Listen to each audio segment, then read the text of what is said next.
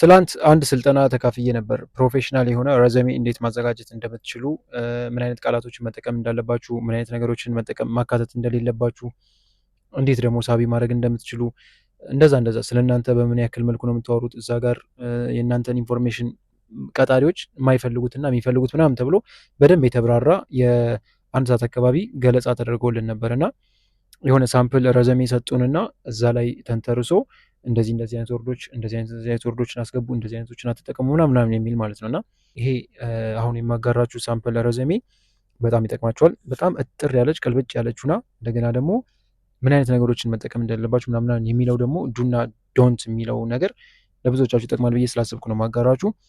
ሳምፕሉ ይሄንን ይመስላል።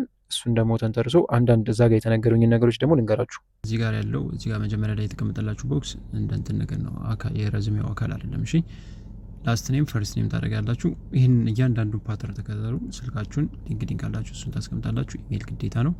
እዚህ ጋር ማስቀመጥ የሌለባችሁ ነገር ተቀምጦላችኋል። በብራኬት የተቀመጡትን እያንዳንዱ ነገሮች አንብቧቸው። እዚህ ጋር እንደምታዩቸው እዚህ ከላይ ያሉት መጀመሪያ ላይ ያሉት እንትኖች ፎንቶቹ መመሳሰል አለባቸው። እነዚህን ይህንን ፎሎውን መከተል አለባችሁ።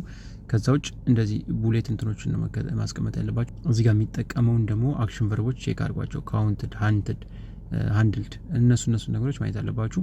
እዚህ ጋር ቁጥር ግዴታ እንትን ማድረግ አለባችሁ። ቁጥሮችን መጠቀም አለባችሁ ማለት ነው። የስራ ልምዳችሁ ላይ ቁጥር ጋር የተያያዘ ነገሮችን ነው ሃይሪንግ ማናጀሮቹ ማየት የሚፈልጉት ነገር ነው።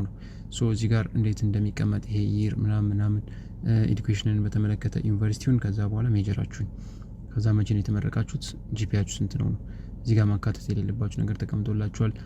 እያንዳንዱ እንደዚህ በዝርዝር አድርጌ ዩቲዩብ ላይ ሰርች የላችኋለሁ። እሱን በደንብ እንደዚህ እንትን ማድረግ የምትፈልጉ ከሆነ የዩቲዩብ ቪዲዮን ቼክ ማድረግ ትችላላችሁ። ግን ፎርማቱ ይህንን ይመስላል።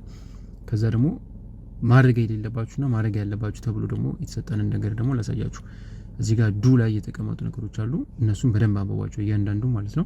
ይህንንም ዩቲዩብ ላይ ከፈለጋችሁ አብራርቼ የላችኋለሁ።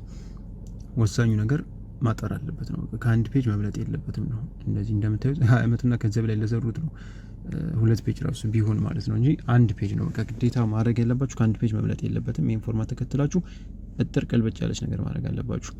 እዚህ ጋር ደግሞ ማድረግ የሌለባችሁ ነገር እዚህ ጋር ተቀምጦላችኋል ማለት ነው። ከዚህ ውጭ